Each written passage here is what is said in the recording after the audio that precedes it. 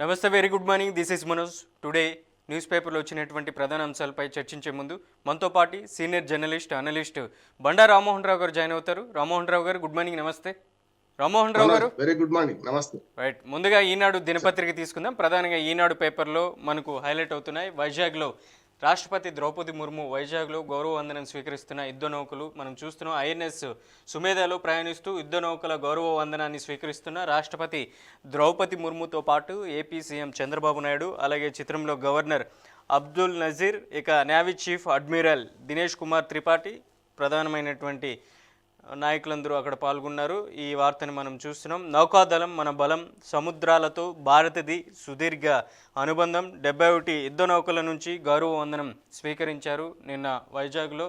మనం చూస్తున్నాం ఆ ఇమేజ్ క్లిప్పింగ్ కూడా. దేశ రక్షణలో నేవీది కీలక పాత్ర, సమైక్యతా స్ఫూర్తికి నిదర్శనం ఐఎఫ్ఆర్ అంటున్నారు. విశాఖలో రాష్ట్రపతి ద్రౌపది ముర్ము 2 రోజుల పర్యటనలో భాగంగా ప్రధానంగా అక్కడ దేశ సాగర జలాల భద్రతతోనే కాకుండా విస్తృతమైన సముద్ర రవాణా వ్యవస్థను సురక్షితంగా ఉంచడంలో భారత్ నేవీ కీలక పాత్ర పోషించిందని అనడంలో ఎటువంటి సందేశం లేదనేసి కూడా రాష్ట్రపతి ద్రౌపది ముర్ము చెప్పుకొస్తున్నారు. ఏం చెప్తారు ఈ వార్త గురించి బండా రామ్మోహన్ రావు గారు? మనోజ్, మీకు అట్లాగే బీఆర్కే న్యూస్ ప్రేక్షకుల నమస్కారం, శుభోదయం. పొజిషన్ మంచి పరిణామం. ఎందుకంటే ప్రతిసారి కూడా మనం నౌకాదళ విన్యాసాలు చేస్తుంటాం. ఇప్పుడు భద్రత పరంగా జియో పాలిటిక్స్ లో చైనాతోనున్న ముప్పు, ఇతరత్ర దేశాలతో ముప్పుతోని మనం త్రివిధ దళాలను ఎప్పటికప్పుడు అప్రమత్తం చేసుకుంటుంటాం. త్రివిధ దళాలంటే మొదటి మన పదార్థ దళం మన చుట్టుపక్కల సరిహద్దుల్లో గస్తీ తిరుగుతుంటాం. రెండోది పైనుంచి విమాన దళం, వైమానిక దళం. మూడోది సముద్రం నుంచి. అంటే త్రివిధ దళాధిపతులు మళ్ళీ అన్నిటికి కలిపి మనకు రాష్ట్రపతి గారు దళాధిపతిగా ఉంటారు కనుక వారి ఆధ్వర్యంలో వారికి గౌరవ వందనం స్వీకరిస్తూ పూర్తి స్థాయిలో నిన్నంతా వైమానిక దళ విన్యాసాలు జరిగినాయి. మొన్న కరుణ విందు చేసినాయి మనకు విశాఖ ప్రజలను కూడా. మన నౌకాదళ పాఠవాన్ని ప్రదర్శించారు. ప్రతిభా పాఠవాలు ప్రదర్శించే క్రమంలో నౌకాదళం ఎంత ముందుకెళ్ళిందంటే ఇలా పెద్ద పెద్ద విమానాలు, యుద్ధ విమానాలు కూడా ఇక్కడి నుంచి మనకు మన పెద్ద నౌకల నుంచి ప్రయోగించే అవకాశం ఉంది. క్షిపణులు ప్రయోగించే అవకాశం ఉంది. ముఖ్యంగా మనకు మన చుట్టుపక్కల భద్రత గురించి చూసుకుంటే అటు విక్రాంతి అటుపక్క అరేబియా మహాసముద్రంలో, ఇటుపక్క కూడా కొన్ని నౌకలు మనం మోహరించాం. ఎప్పటికప్పుడు అర్ధరాత్రి కానీ అపరాత్రి కానీ మనం సముద్ర జలాలలో మన గస్తీ తిరుగుతూనే ఉన్నాం. దానిలో భాగంగా నిన్న మరి త్రివిధ దళాల ఇంకా నౌకా దళ వందనాలు స్వీకరించిన ద్రౌపది ముర్ము కూడా వారికి మంచి ఆత్మస్థైర్యం ఇచ్చే మాటలు చెప్పారు. దాంతో పాటు మన అబ్దుల్ నజీర్ గారు, మన ముఖ్యమంత్రి గారు, అట్లాగే ఆ త్రివిధ దళాధిపతి మనకు నౌకాదళాధిపతి అడ్మిరల్ వాళ్ళందరూ పాల్గొన్నారు. మంచి పరిణామం. అంటే మన శక్తిని ఎప్పుడు మనం నిరూపించుకోవడమే కాకుండా ప్రదర్శించాలి, చూపించాలి కూడా. మన దగ్గర ఏం ఆయుధాలు ఉన్నాయి, ఎట్లా ఉన్నాయని చూపించకపోతే ఎదుటివాడు భయపడటం కూడా. అందుకని ఎదుటివాడిని భయపెట్టడం కోసం మన త్రివిధ దళాల ప్రతిభా పోవటాన్ని ప్రదర్శించడం కూడా ఒక భాగం కనుక 2 రోజులుగా ప్రదర్శన చేస్తున్నారు. నిన్న ఇప్పుడు విశాఖ ప్రజలకు కూడా మనకు ఈ దళాల పనితీరు ఎట్లా ఉంటుంది ఇవన్నీ కూడా వివరించడానికి కూడా మ్యూజియం ఒకటి ఏర్పాటు చేశారు. ఇతరత్ర అక్కడ అవసరమైన ప్రదర్శనలు ఏర్పాటు చేశారు, ఎగ్జిబిషన్ ఏర్పాటు చేశారు. ఇవన్నీ కూడా మన ప్రజలకు కూడా నమ్మకం కలిగిస్తాయి. అంటే మన దళాలు ఎంత బాగా పనిచేస్తున్నాయి, మన భద్రతను కంటికి రెప్పలా ఎట్లా కాపాడుకుంటున్నాయి అనే దాని మీద కూడా మంచి అవగాహన వచ్చే అవకాశం ఉంది. పిల్లలకు కూడా చూపించాల్సిన అవసరం ఉంది. స్కూల్ పిల్లలకు, కాలేజీ పిల్లలకు కూడా ఇవన్నీ చూపించాల్సిన అవసరం ఉంది. మనం చూస్తున్నాం కదా, ప్రపంచమంతా కుగ్రామంగా మారిపోయిన సందర్భాల్లో ప్రపంచమంతా చూస్తారు. మన పిల్లలు కూడా ఇప్పుడు ఉదాహరణకు దీన్ని సరిగా చూపిస్తే ఈ సముద్ర జలాలు ఎట్లా కాపాడుకుంటున్నాం, అసలు అంతర్జాతీయ సముద్ర జలాలు అంటే ఏమిటి, మన జలాలు అంటే ఏమిటి, మన జలాలకు వేరే నౌకలు వస్తే ఏం చేయొచ్చు, ఇవన్నీ మనం చూపించవచ్చు. వరకు మంచి అవగాహన కల్పించడానికి, అంటే మన భద్రత రీత్యా మనం ఏం చేస్తున్నామని ప్రజలకు అవగాహన కల్పించడానికి కూడా పనికొస్తారని నేను అనుకుంటున్నాను. మనోజ్, రైట్, నెక్స్ట్ టాపిక్ తీసుకుందాం. ఆంధ్రప్రదేశ్ అసెంబ్లీ సమావేశాలు జరుగుతున్నాయి. దాదాపుగా బడ్జెట్ అయితే ప్రవేశపెట్టారు. దానికి సంబంధించినటువంటి ప్రశ్నోత్తరాల సమయం కూడా జరుగుతుంది. దాదాపు మార్చి 6వ తేదీ వరకు ఈ అసెంబ్లీ సమావేశాల సెషన్స్ జరగనున్నాయి. ప్రధానంగా ఒక్కరోజు ఒక అంశం మీద మాట్లాడుతున్నటువంటి పరిస్థితి కనపడుతుంది అసెంబ్లీలో సభ్యులు. ప్రధానంగా నిన్నటి రోజున స్పీకర్ అయిన పాత్రుడు చెప్పుకొస్తున్నారు. యువత రాజకీయాలకు రావాలి, ఉద్యోగాలకే పరిమితం కావద్దు, ప్రజలకు సేవ చేయాలంటే నాయకత్వాన్ని స్వీకరించాలంటూ కూడా స్పీకర్ అయ్యన్న పాత్రుడు చెప్పుకొస్తున్నారు. మరొక వైపు అసెంబ్లీ ఆవరణలో చేనేత స్టాళ్లు నేటి నుంచి ఆప్కో ఆధ్వర్యంలో 12 స్టాళ్లు ప్రారంభం. బడ్జెట్ సమావేశాలు ముగిసే వరకు నిర్వహణ. రాష్ట్ర చేనేత జౌళి శాఖ మంత్రి ఎస్ సవిత చెప్పుకొచ్చారు. మనం చూస్తున్నాం ఇమేజ్ క్లిప్పింగ్. అసెంబ్లీ ఆవరణలో ఏర్పాటు చేసిన చేనేత స్టాళ్లను పరిశీలిస్తున్న మంత్రి సవిత ఆ వార్తను చూస్తున్నాం. మరో వార్త అసెంబ్లీకి సంబంధించినటువంటి వార్తని రాష్ట్ర వ్యవసాయ శాఖ మంత్రి అచ్చెన్నాయుడు మనకు ప్రధానంగా చెప్తున్నారు. పశుపోషకాలకు చౌకగా జనరిక్ ఔషధాలు, అలాగే రాష్ట్ర వ్యాప్తంగా 150 పశు ఔషధ విక్రయ కేంద్రాలు ఏర్పాటు చేస్తాం.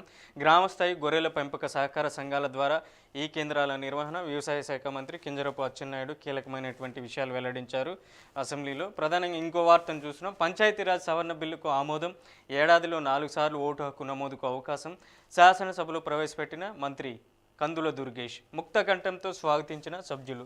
ఇట్లాంటివి అసెంబ్లీలో జరిగినటువంటి పలు వార్తలు మనం చూస్తున్నాం. ఒకవైపు అయ్యన్న పాత్రుడు మాట్లాడారు, మరోవైపు వ్యవసాయ శాఖ మంత్రి అచ్చెన్నాయుడు, మరొక వైపు మంత్రి సవిత, మరొక వైపు కందుల దుర్గేష్. ప్రధానంగా ఏం చెప్తారు ఏపీ అసెంబ్లీకి సంబంధించి బండా రామ్మోహన్ రావు గారు? మనోజ్, అన్ని మంచి శకునాలే అని ఒక పాట ఉంది కదా, అట్లా మంచి శకునాలే. మొట్టమొదటిగా అయ్యన్న పాత్రుడు గారు మాట్లాడిన విషయాలు మనం తీసుకుందాం.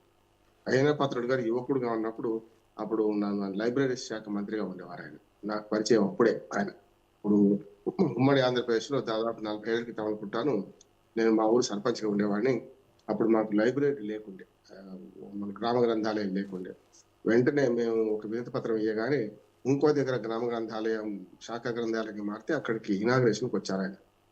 అప్పుడు వెంటనే ఇయ్యగానే ఆ క్షణంలో ఆ సభలోనే ప్రకటించారు. రామారావు గారు అడిగారు వెంటనే, ఇవాళ యువకుడు రాజకీయాల్లో ఉన్నాడని చెప్పి. ఆయన కూడా యువకుడు అప్పటికి. ఆయనకు నాకు కొంత 5-8 ఏళ్ళ పిల్ల కావచ్చు, పెద్దవాడు నాకన్నా, కానీ అప్పుడు యువకుడుగా ఉన్న మంత్రి అది ఆదేశాలు ఇచ్చారంటే చూద్దాం చేద్దాం అనే రకం కాదనడానికి నేను మంచి ఉదాహరణ, లైవ్ ఉదాహరణ చెప్తున్నాను. నేను మనకు వర్గాలు అనే శాఖ గ్రంథాలయం ప్రారంభించడానికి వచ్చినప్పుడు అక్కడి నుంచి గజ్వేల్కి వచ్చారు.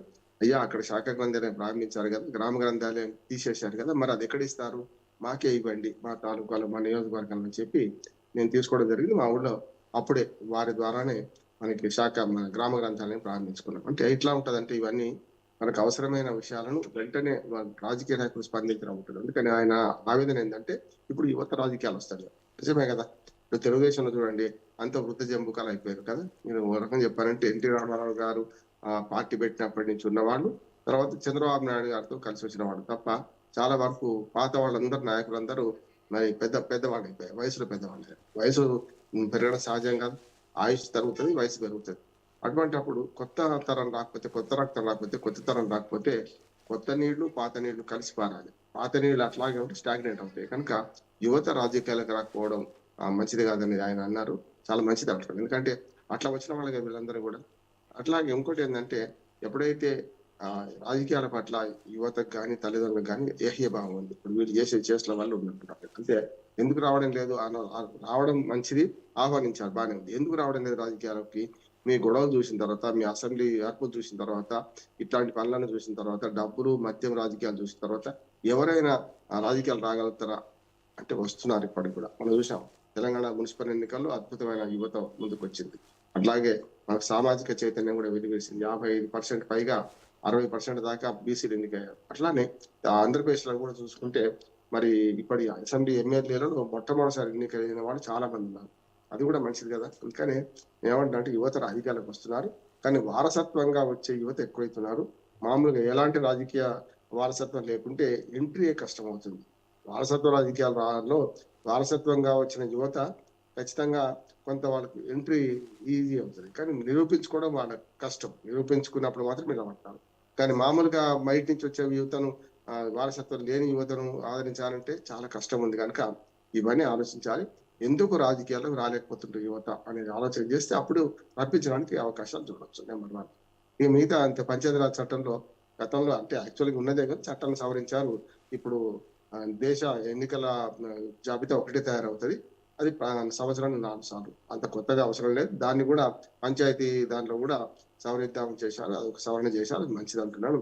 ఇంకా మిగతా అంశాలు కూడా చూసుకుంటే అభివృద్ధి పథంలో ఆంధ్రప్రదేశ్ పయనించడానికి అవసరమైన చట్టాలు చేయడానికి, మనకు ప్రజోపకరమైన చట్టాలు చేయడానికి ఆంధ్రప్రదేశ్ ఏదైనా అసెంబ్లీ ఉంది కనుక, చట్టసభలు ఉన్నాయి కనుక ఆ పనే జరుగుతుంది. మంచిది. 4 అంశాలు కూడా చూసుకుంటే ఒక ఆలోచన చేయొచ్చు. కాకపోతే ఇంకొక నెగెటివ్ అంశం ఏందంటే, నిన్న విధాన మండలిలో జరిగిన గొడవ చూసినాం కదా మనం. ఆ విధాన మండలిలో నువ్వెంత అనుకోవడం, బొత్స సత్యనారాయణ మీద కదా మనకు నోటీసులు ఇవ్వడం ఇవన్నీ చూసాం. అంటే నిరాధారమైన ఆరోపణలు అసెంబ్లీ సాక్షిగా ప్రస్తావించొద్దు అనే మాట నేను కూడా ఒప్పుకుంటాను. మంచిది కాదు. ఏదైనా ఆధారం ఉంటే చేయొచ్చని. మరి బొత్స సత్యనారాయణ గారు మరి మన హెరిటేజ్ కును ఇంకేదో డైరీకి సంబంధం ఉన్నది, ఇది అది ఒకటే అని చెప్పి చూపించే ప్రయత్నం చేశారు. నేను కాగితాలను చూపించారు. ఏది నిజమో తేలాల్సిన అవసరం ఉంది, ప్రజలకు కూడా తెలపాల్సిన అవసరం ఉంది. కనుక హెరిటేజ్ సంస్థ కూడా మరి మా పరువు నష్టం కలిగించారు, మా మీద అవాకులు చవాకులు మాట్లాడాలని చెప్పి బొత్స సత్యనారాయణకు నోటీసులు ఇష్యూ చేయడం కూడా జరిగింది.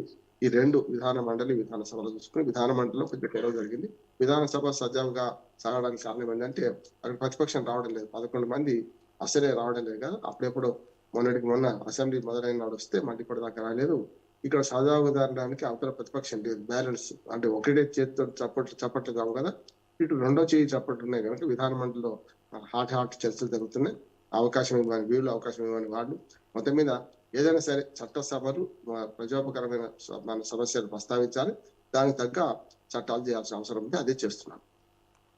రైట్. నెక్స్ట్ టాపిక్ తీసుకుందాం. రాజమండ్రి సెంట్రల్ జైలు నుంచి అంబటి రాంబాబు రిలీజ్ అయ్యారు. నిన్న ఏదైతే ఆయన 3వ బెయిల్ మీద విడుదలైనటువంటి పరిస్థితి ఉంది. మొదటిది సంబంధించినటువంటి ఒక దాంట్లో అరెస్ట్ చేశారు, చంద్రబాబు నాయుడు మీద అనుచిత వ్యాఖ్యలు చేసినటువంటి దాని మీద బెయిల్ వచ్చింది. ఆ తర్వాత ఏదైతే అక్కడ జరిగినటువంటి గుంటూరులో అల్లర్లు జరిగినటువంటి ఆ కేసులో బెయిల్ వచ్చింది.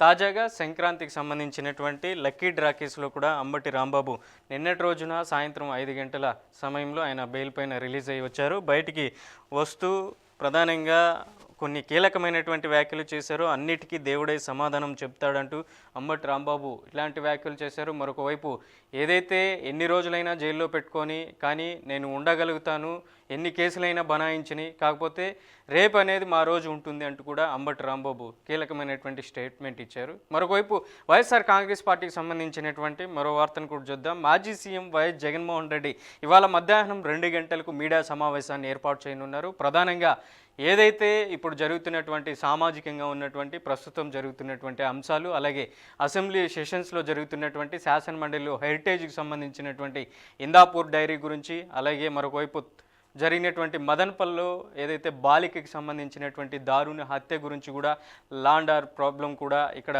ఏపీలో అమలు చేయట్లేదనేసి కూడా వాటి అన్నింటి అంశాల మీద మాజీ సీఎం జగన్ మాట్లాడబోతున్నారు. ఏం చెప్తారు బండారు రామ్మోహన్ రావు గారు? ప్రతిపక్ష నాయకుడు ఇవాళ మీడియాను అడ్రస్ చేయబోతున్నారు. చాలా సంచలన విషయాలు చెప్తారని ఆశిస్తున్నాము. కాకపోతే ఆరోపణలు ప్రత్యారోపణలే జరుగుతాయి. నాకు తెలుసు కదా. ఇప్పుడు సిందాపూర్ వ్యవహారం కానీ ఏవైనా సరే తను ఒక ప్లాన్ గా ఇప్పుడు మొత్తం ప్రభుత్వము అసెంబ్లీలో వాదనను వాదిస్తుంటే బయట వీళ్ళు వాదిస్తున్నారు. నేను ఇప్పుడు కూడా జగన్మోహన్ రెడ్డి గారిని కానీ తెలంగాణలో కేసీ గారు గారిని కానీ మీరు అసెంబ్లీలో చర్చించండి ఏవైనా విషయాలు. ఇక్కడైతే పూర్తిగా లేదు కదా. కనీసం తెలంగాణలో కేసీఆర్ గారు ఒక్కరు రావడం లేదు కానీ మిగతా సభ్యులందరూ వస్తున్నారు. ఇక్కడ సభ్యులందరూ రావడం లేదు కనుక ఏవైనా సరే ప్రెస్ మీట్ల ద్వారా స్పందించే బదులు అసెంబ్లీలో చర్చ పెడితే బాగుంటుందని. ఇక మనకు అంబటి రాంబాబు గారి చర్చ చూసుకుంటే ఆయన జైలు తలుపులు తెరుచుకునేలోగా మళ్ళీ మూతపడ్డాయి 3 సార్లు. ఎప్పుడు బయటకు రాలే. మొదటి కేసులో బెయిల్ దొరికింది అనగానే వెంటనే రెండవ కేసులో పీటీ వారెంట్ చేసి మళ్ళీ అరెస్ట్ చూపించాడు. మళ్ళీ అక్కడే ఉన్నాడు 10 మంది జైల్లోనే. రెండోసారి కూడా అంతే, బెయిల్ వచ్చింది. రెండో కేసులో కూడా మళ్ళీ తలుపులు తెరుచుకునేలోగా మళ్ళీ 3వ కేసు పెట్టారు. 3వ కేసులో పీటీ వారెంట్ ఇష్యూ చేశారు. దానివల్ల మూడు కేసులు వరుసగా ముచ్చటగా 3వ కేసులో బయటకు వచ్చారు. సరే, బయటకు వచ్చిన తర్వాత వారు ఎట్లాగూ రాజకీయ ప్రసంగాలు చేస్తారు, నన్ను ఎంత లోపల పెట్టినా ఏం చేయలేరు అన్నారు. అరుచేతిని అడ్డం పెట్టి సూర్యకాంతిని ఆపలేరన్నారు. నా ఇష్టం నేను చేసుకుంటూ పోతాను, చూద్దామన్నారు. రాజకీయాలు ఇదే, ప్రతి సవాళ్ళు జరుగుతున్నాయి. అది కొత్త ఏం కాదు. ఇవాళ చాలా నుంచి జైలు నుంచి బయటకు వచ్చిన తర్వాత ఒకనాడు ఏదైనా మంచి కాజు కోసం పోయిన సందర్భం చూసినాం. మళ్ళీ జైలు నుంచి బయటకు వస్తే ఒక హీరో లాగా బయటకు వచ్చిన సందర్భం చూసినాం. వీళ్ళందరూ కూడా ఇప్పుడు హీరోలు అనుకుంటున్నారు. అవాకులు జవాకులు పేర్కొన్నారు, కేసులు పెట్టించుకుంటున్నారు, ఆ దాడులు చేయించుకుంటున్నారు. అది ఒక గొప్పతనంగా భావిస్తున్నారు. రాజకీయాల్లో మనం కలగాలంటే ఏది పడితే అది మాట్లాడడం, ఏది పడితే చేయడమే అనుకుంటున్నారు. అంబటి రాంబాబు ఒక్కరి గురించి మాట్లాడలేదు. అంతా దేశం అంతా అట్టే ఉన్నది. అమెరికా నుంచి అమరావతి నుంచి అమెరికా దాకా అట్లే ఉన్నది. చూస్తున్నాం కదా. ట్రంప్ కూడా సంచలన ప్రకటన చేస్తారు, మళ్ళీ వెనక్కి తీసుకుంటారు. అట్లా అంటే రాజకీయాలు అట్లా అయిపోయినాయి. అంటే ఒక మన ఇండియాను లేకుండా తెలంగాణలో, ఆంధ్రప్రదేశ్, తెలుగు రాష్ట్రాలు అనకుండా రాష్ట్రాల నుంచి, గ్రామ రాజకీయాల నుంచి ప్రపంచ రాజకీయాలు కూడా అట్లే అవుతున్నాయి. చూద్దాం ఏం జరుగుతుంది. మొత్తం మీద మాత్రం రాంబాబు గారు ఈ 3వ కేసుతో సుఖాంతమైంది, బయటకు వచ్చారు. జనజీవన స్రవంతిలో ఇప్పుడు తనదైన రీతిలో రాజకీయాలు చేసుకుంటుంటారు. మరి గుంటూరుకు చేరుతారు. గుంటూరు కారం నల్ల మిర్చితో కలిపి మళ్ళీ ఇవాళ ఇస్తారా? అట్లాగే జగన్మోహన్ రెడ్డి గారు కూడా ఇవాళ ప్రెస్ మీట్ పెట్టబోతున్నారు కదా. మరి రాంబాబు గారిని పక్కన కూర్చొని పెట్టుకొని మరి మా హీరో వచ్చాడు అంటారా? చూద్దాం ఏం జరుగుతుంది. రైట్.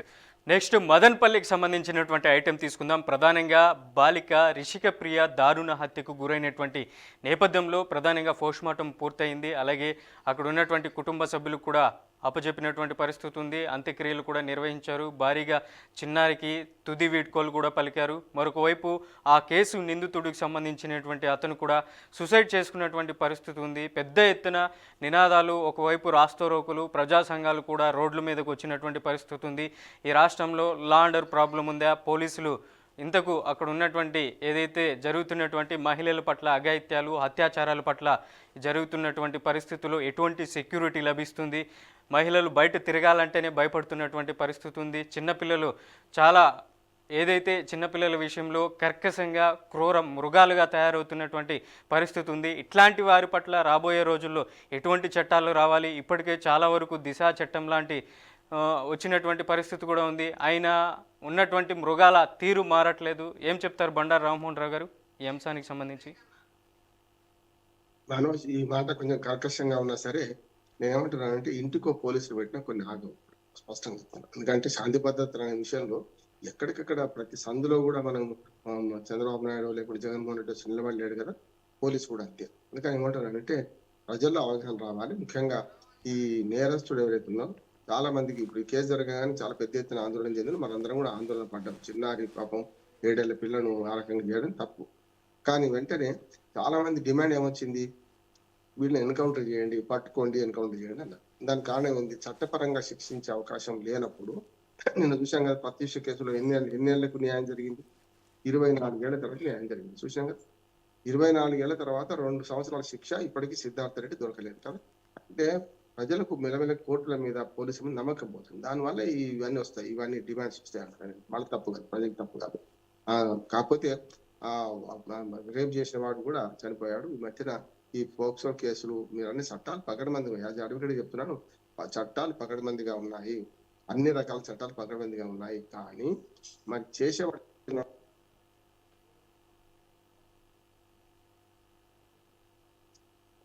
ఈ అసమానతలు లేకపోతే దుర్మార్గంగా ఈ పోక్సో మన ఏమంటదని ఫోన్ వీడియోస్, మనుషులు ఇంటర్నెట్ తెలుసుకోవడం, ఇవన్నీ కూడా రకరకాల దాని వల్ల యువత పాడైపోతున్నారని మంచి ఉదాహరణ. వాడు కావాలని చేసిండా లేకుండా ఇట్లా చేసిండు, కానీ మొత్తం మీద మాత్రం మృతుడు కూడా చనిపోవడం అనేది జరిగింది. తాను తెలుసుకున్నాడు, ఎట్లాగో ఎన్కౌంటర్ చేస్తారని భయపడ్డాడో ఏమున్నా మొత్తం మీద తను చేసిన పని తప్పనిసరిలో ఆత్మహత్య చేసుకున్నట్టు శవం అయితే రెండు. సరే, ప్రజలు కూడా కోరుకునేది వాడు ఉండకపోతే ఇటువంటి మృగం మన మనుషుల మధ్య ఉండొద్దు అని కోరుకున్నారు. అదే జరిగింది. ఏదైనా సరే ఇట్లాంటి 1-2 సంఘటనలుగా జరుగుతూనే ఉన్నాయి. జరిగే సంఘటనలు ఆపాలంటే మొత్తం ముందు మనకు తల్లిదండ్రుల బాధ్యత కూడా ఉంది. పిల్లలను బయటకు పంపించే పరిస్థితులు లేకుండా ఉంది. కొంచెం అంటే మనం దగ్గర వాళ్ళు చూడండి, మీరు రేపులు ఇవన్నీ చేసే వాళ్ళు ఇట్లాంటి అంటే దగ్గర పరిచయస్తులు ఎక్కువ మంది చేస్తున్నారు. పరిచయస్తులు ఎక్కువ మంది ఈ సెక్స్ హరాస్మెంట్ చేసే ప్రయత్నం ఉంటుంది. అయితే స్కూల్లో టీచర్లు కావచ్చు, లేకుంటే ఒంట్లో రకరకాల బంధుత్వాలు, బాబాయిలు ఇట్లా చేసిన సందర్భాలు ఉంటాయి కనుక అందుకని వెనకట ఒక మాట అనేవాడు పెద్దలు, తండ్రి పక్కన కూతురు కూడా పడుకోవద్దు, వయసు వచ్చిన తండ్రి కూతురును పడుకోబెట్టేవాళ్ళు. అంటే అన్నా చెల్లెల మధ్య కూడా ఇట్లా ఆ రకంగా కొన్ని చేయాల్సిన అవసరం ఉంది. బయటకు పంపించేటప్పుడు కూడా ఎవరిని నమ్మే పరిస్థితి లేదు. దయచేసి ఖచ్చితంగా మన రక్షణలో మనం ఉండాలి, లేకపోతే ఇట్లాంటి చిన్నారులు చిరిగివేయబడతారు. అట్లాగే ఇటువంటి మార్గం పట్టిన యువత కూడా మరి డ్రగ్స్ కి అలవాటు పడ్డా, లేక ఇతరత్ర మధ్యలో చేసిందా, ఇవన్నీ ఉంటాయి కనుక మాదక ద్రవ్యాలు లేకపోతే మత్తు మందులు ఇవన్నీ కూడా యువతను చెడగొడుతున్నాయి. దీనికి సామాజిక చైతన్యం తప్ప ఇంకోటి మార్గాలు లేదంటున్నాను. తెలంగాణ దినపత్రికలు వచ్చినటువంటి వార్తలు చూద్దాం. ప్రధానంగా సీఎం రేవంత్ రెడ్డికి సంబంధించినటువంటి వార్త హైలైట్ అవుతుంది. సీఎం రేవంత్ రెడ్డి ప్రధానంగా మున్సిపల్ ఎన్నికలు గెలిచినటువంటి ఉత్సాహంలో ఉన్నటువంటి పరిస్థితుల్లో ఢిల్లీలో ఉన్నటువంటి అగ్ర నాయకులతో భేటీ కావాలని ఢిల్లీ పర్యటనకు వెళ్తున్నారు. ప్రధానంగా ఇప్పటికే ఆయన ఢిల్లీ చేరుకున్నారు. ఇవాళ ఏఐసిసి చీఫ్ మల్లికార్జున ఖార్గేతో పాటు అలాగే కేసీ వేణుగోపాల్, సోనియా గాంధీ, రాహుల్ గాంధీతో కూడా సమావేశం కానున్నారు. ప్రధానంగా రాష్ట్రంలో నెలకొన్నటువంటి పరిస్థితులు, అలాగే తాజాగా ఏదైతే రాజ్యసభ స్థానాలకు సంబంధించినటువంటి నోటిఫికేషన్ కూడా రానుంది ఈ నెల 26వ తేదీన. ప్రధానంగా ఎవరికి ఇవ్వాలి రాజ్యసభ ఇస్తే తెలంగాణలో ఉన్నటువంటి చాలామంది రేసులో ఉన్నారు. షబ్బీర్ అలీ, అలాగే ఎవరైతే అక్కడ ఉన్నటువంటి వేం నరేందర్ రెడ్డి, ప్రధానంగా ఏఐసిసికి సంబంధించినటువంటి ఎవరైతే సభ్యురాలుగా ఉన్నటువంటి ఆంధ్రప్రదేశ్ కాంగ్రెస్ అధ్యక్షురాలుగా ఉన్నటువంటి షర్మిల కూడా రాజ్యసభ నుంచి టికెట్ ఆశిస్తున్నారు. ఆమెకి తెలంగాణ నుంచి రాజ్యసభ టికెట్ కేటాయిస్తారా, లేకపోతే కర్ణాటక నుంచి రాజ్యసభ టికెట్ కేటాయిస్తారా అనేది కూడా వాటన్నింటి అంశాల మీద సీఎం రేవంత్ రెడ్డి కూలంకుషంగా కాంగ్రెస్ అగ్రనాయకత్వానికి వివరించబోతున్నారు. ఏం చెప్తారు బండారు రామ్మోహన్ రావు గారు? హైదరాబాద్ టు ఢిల్లీ వయా ముంబై నుంచి వెళ్ళారు నిన్న. ముంబైలో మనకు ప్రధానమంత్రి ఇచ్చిన విందులో పాల్గొన్నారు. ఐఏఎస్ సమ్మిట్ జరుగుతుంది కదా, దానిలో పాల్గొన్నారు. అట్లాగే చంద్రబాబు నాయుడు గారు ఇవాళ వెళ్తున్నట్టున్నారు కనుక అక్కడి నుంచి ప్రధానమంత్రి ఇచ్చే విందులో పాల్గొని ఢిల్లీకి వెళ్తున్నారు. వెళ్ళి ముఖ్యంగా ఒక రకంగా పన్నెండు మున్సిపల్ ఎన్నికల ప్రోగ్రెస్ రిపోర్ట్ ఇస్తారని నేను అనుకుంటున్నాను. మున్సిపల్ ఎన్నికల్లో జరిగిన మొత్తం విషయాల మీద ప్రోగ్రెస్ రిపోర్ట్ ఇస్తారనుకుంటున్నాను. అయితే దాంతో పాటు మీరు అన్న రాజ్యసభ సభ్యుల గురించి అది ముఖ్యంగా అధిష్టానమే చూసుకుంటుంది. వేం నరేందర్ రెడ్డి గారికి ఇదివరకే ఒకసారి మనకు ఎమ్మెల్సీ ఇచ్చే ప్రయత్నం చేస్తే అది సాధ్యం కాలేదు. తన వాడికి తనకి తెచ్చుకునే బాధ కూడా తనకు ఉన్నది కాదట్లేదు. ఎమ్మెల్సీల విషయంలో ఎట్లాంటి గందరగోళం ఉందో అట్లాగే ఈ ఎంపీ మన రాజ్యసభ సభ్యుల విషయంలో కూడా కొంత గందరగోళం నెలకొన్నది. మీరు అన్నట్టు ఆశావాహులు ఎక్కువ మంది ఉన్నారు. ఉన్నాయి, రెండే ఉన్నాయి. ఆ రెండిట్లలో ఒకటి మరి ఉన్న ఒక్క మెతుకు గంజిలో పోయింది అన్నట్టు మరి అభిషేక్ సింఘి ఎట్లాగో మరి చాలా కేసులు వాదిస్తున్నారు కదా. ముఖ్యంగా తెలంగాణకు సంబంధించిన అనేక కేసుల్లో మరి ఆయన వాదిస్తున్నారు. ముఖ్యంగా మనకు ఈ స్పీకరు అనర్హత పెట్టడానికి మీద మొదలు పెడితే చాలా కేసుల్లో మరి కాంగ్రెస్ పార్టీ తరఫున వాదిస్తున్నారు కనుక మరి ఆయనకే రెండోసారి ఇస్తారా అనేది. ఈ రెండో యుద్ధం ఈ రాజ్యసభ స్థానం ఖాళీ అవుతున్న స్థలంలో టిఆర్ఎస్ కు దక్కవు కనుక గతంలో మరి పార్టీ మారినప్పుడు త్యాగం చేసిన కేశవరావు ఉన్నారు కదా, గతంలో రాజ్యసభ సభ్యుడిగా ఉండేవాడు. పార్టీ మారినప్పుడు రాజీనామా చేశాడు. మరి అటువంటి ఆయనకి ఇస్తారా? మరి మధు యాష్ కి అట్లాగే బయట రాష్ట్రానికి పక్కన పెట్టండి, షర్మిలను పక్కన పెట్టండి, మొదలు ఉన్న రాష్ట్రంలోనే మీ హనుమంతరావు ఇట్లా మొత్తం 8 మంది ఆశావాహులు ఉన్నారు. ఇక్కడ మీరు అన్న షబ్బీర్ అలీతో సహా అందరు ఉన్నారు కనుక మరి ఏం చేస్తారో తెలియదు. కానీ మొత్తం మీద మాత్రం అధిష్టానం నిర్ణయం తీసుకుంటుంది. ఉన్నే 2 కనుక 8 మంది అయితే ఆశావాహుల్ని సంతృప్తి పరచలేదు కదా, అది కూడా జరుగుతుంది. మూడోది ఏంటంటే మన అధిష్టాన వర్గం దగ్గరికి పోయి ఈ ప్రోగ్రెస్ రిపోర్ట్ సమర్పించి ఈ 2 రోజుల్లో తేలబోతుంది ఏదంటే మున్సిపల్ మండలాలు జిల్లా పరిషత్ ఎన్నికలు జరుగుతాయా లేవా అనేది నా ఉద్దేశం. జరిపితేనే మంచిది అంటున్నాను. ఎందుకంటే ఊపులో ఊపు వేడిలో వేడి. ఇప్పుడు ఇనుమును వేడి ఉన్నప్పుడే కొట్టాలంటారు కదా. ఇప్పుడు ఎట్లాగో మున్సిపల్ ఎన్నికల్లో మంచి విజయాలు సాధించారు కాంగ్రెస్ పార్టీ. ఇప్పటికిప్పుడు ఎన్నికలు వస్తే నష్టం లేదు. మధ్య 4 నెలలు అయితే మళ్ళీ ప్రభుత్వం వ్యతిరేకతను రకరకాలుగా ఏవైనా కావచ్చు కనుక ఈ ఊపులో ఊపు జరుపుతారని నేను అనుకుంటున్నాను. కానీ పరీక్షలు అడ్డం వచ్చే సమస్య ఉన్నది. కానీ 15 రోజులు సరిపోతుంది మొత్తం ఎన్నికల ప్రాసెస్ అంతా పూర్తి చేయడానికి. ఇవాళ అనుకుంటే రేపటి మొదలు పెడితే 15 రోజులు పూర్తి అవుతుంది. దానికి కావాల్సిన సరంజామం అంతా ఉన్నది. చూద్దాం ఏం జరుగుతుందో. రైట్, నెక్స్ట్ మరో వార్తను చూద్దాం. ఏదైతే ప్రధానంగా భారత్ అమెరికా మధ్య subsea cable Visakha Google data సెంటర్తో అనుసంధానం, $30 million AI science impact challenge, 2 కోట్ల మందికి ప్రభుత్వ ఉద్యోగాలు లభించనున్నాయి, 1 కోటి మంది విద్యార్థులకు ఏఐలో నైపుణ్య శిక్షణ కూడా ఇవ్వబోతున్నామంటూ కూడా ఏఐ ఇంపాక్ట్ సదస్సులో గూగుల్ సీఈఓ సుందర్ పిచాయ్ చెప్పుకొస్తున్నారు. ప్రధానంగా ఏఐకి సంబంధించినటువంటి ఇంపాక్ట్ సదస్సు 2 రోజుల పాటు ఢిల్లీలో ఈ నెల 20వ తేదీ వరకు జరగనుంది. ఈ ఏఐ ఇంపాక్ట్కి సంబంధించినటువంటి సదస్సులో మొదటి రోజు ప్రధానమంత్రి నరేంద్ర మోదీ కూడా పాల్గొన్నారు. అక్కడ ఉన్నటువంటి స్టాల్స్ను కూడా పరిశీలించారు. ప్రధానంగా అక్కడ విదేశాల నుంచి పెద్ద ఎత్తున ప్రముఖులు కూడా విచ్చేశారు. దాదాపు 20 దేశాల నుంచి కూడా ఈ సదస్సు జరుగుతున్నటువంటి పరిస్థితుల్లో ఏదైతే ఈ దేశంలో పెట్టుబడులు పెట్టడానికి భారతదేశంలో కొంతమంది చాలా వరకు మైక్రోసాఫ్ట్ దగ్గర నుంచి అలాగే వ్యాపార వర్గాలకు సంబంధించినటువంటి బిజినెస్ మ్యాన్స్ కూడా తరలి వస్తున్నారు. ఏం చెప్తారు బండారు రామ్మోహన్ రావు గారు ఈ వార్తకు సంబంధించి? చాలా అద్భుతం అంటున్నాను. ఎందుకంటే అమెరికా నుంచి ఇక్కడ దాకా 1000 కిలోమీటర్ల దూరం కేబుల్ మన సముద్ర మార్గం ద్వారా చాలా అద్భుతం. సమ్మిట్ 5 రోజులు మొత్తం 16 నాడు మొదలైంది. 16, 17, 18 వాళ్ళ 19 4వ రోజు రేపటికి అయిపోతుంది. అద్భుతమైన స్పందన కూడా 2.5 లక్షల మంది రిజిస్ట్రేషన్ చేసుకున్నారు. వాళ్ళందరినీ ఎంటర్ కావడానికి కూడా చాలా కష్టమైంది కనుక నిన్న సాయంత్రం కూడా 9 దాకా అనుమతించారు. ఎవరైతే మా సామాన్య ప్రజలు ఏ సదస్సును చూద్దామని వచ్చిన వాళ్ళు వాళ్ళకి ఎగ్జిబిషన్ అవన్నీ చూపెట్టడానికి రాత్రి 9 దాకా అనుమతించారు. ఇవాళ రేపు విదేశీ ప్రతినిధులు పాల్గొంటారు. దానిలో భాగంగానే నిన్న మన సుందర్ పిచాయ్తోని మన మోడీ సమావేశం ఏదైతుందో చాలా మంచి అభివృద్ధి వైపు పోయే సమావేశం అంటున్నాను. దానిలో నేను మొదలు చెప్పింది ఇది అమెరికా నుంచి ఇక్కడ దాకా గూగుల్ సెంటర్ విశాఖపట్నానికి సాగర మార్గం ద్వారా ఒక కేబుల్ వేయడం అనేది చాలా గొప్పది. ఇంత అసాధ్యం అనుకున్న సుసాధ్యం చేస్తున్నారు. దానివల్ల రేపు డేటా సెంటర్ రావడం వల్ల అనేక రంగాల్లో బాగా జరుగుతుంది. ముఖ్యంగా ఆర్టిఫిషియల్ ఇంటెలిజెన్స్ వాడుకోవడం వల్ల ఒక 4-5 రంగాలు బాగుపడతాయి. విద్య, వైద్యము, వ్యవసాయము, అట్లాగే గుడ్ గవర్నెన్స్. అంటే ఈ 4 అయితే ఖచ్చితంగా బాగుపడతాయి. గుడ్ గవర్నెన్స్ లో ఎప్పటికప్పుడు సర్వీసెస్ అందజేయడం, అవినీతి పాలన లేని పాలన అందించడం, పారదర్శకత ఉండడం కోసం చేసే ప్రయత్నం చేస్తున్నారు. మిగతా అన్ని రంగాల్లో కూడా వ్యవసాయంలో కానీ విద్య కానీ వ్యవసాయం అయితే అద్భుతాలు సాధిస్తున్నాం. మనం మొన్న చూసాం, బిల్ గేట్స్ వచ్చినప్పుడు చూసాం కదా. మన బిల్ గేట్స్ ఒక అరటి చెట్టుకు ఒక ఫోటో తీసి ఎక్కడ తెగులుందో చూపెట్టి వెంటనే ఆ సంకేతాలు పంపితే డ్రోన్ ద్వారా ఎక్కడెక్కడైతే ఆ తెగులు ఉందో దాన్ని గుర్తించి మరి అక్కడనే పిచికారీ చేసిన సందర్భం చూసినాం మనం. అంటే ఆర్టిఫిషియల్ ఇంటెలిజెన్స్ ద్వారా మనిషి చేయలేని పని చాలా అంటే సులువుగా చేయడం. మనిషి చేయలేని పని ఉండదు, కానీ మనిషి చేయడానికి టైం పడుతుంది. యాంత్రీకరణ వల్ల తొందరగా జరిగే అవకాశం ఉంటది. అందుకని అన్నిటికంటే నేను ఆర్టిఫిషియల్ ఇంటెలిజెన్స్ రావడం వల్ల ఉద్యోగాలు పోతాయి, రేపు పొద్దున కష్టం అయింది అంటున్నారు. కంప్యూటర్లు వచ్చినప్పుడు ఇట్లా భావించిన సమస్య లేదు, నైపుణ్యం పెంచుకోవాల్సిందే. అన్నిటికంటే మాత్రం ఏదైనా సరే మనిషి మేధస్సును మించిన ఇంటెలిజెన్స్ ఏది ఉండదు.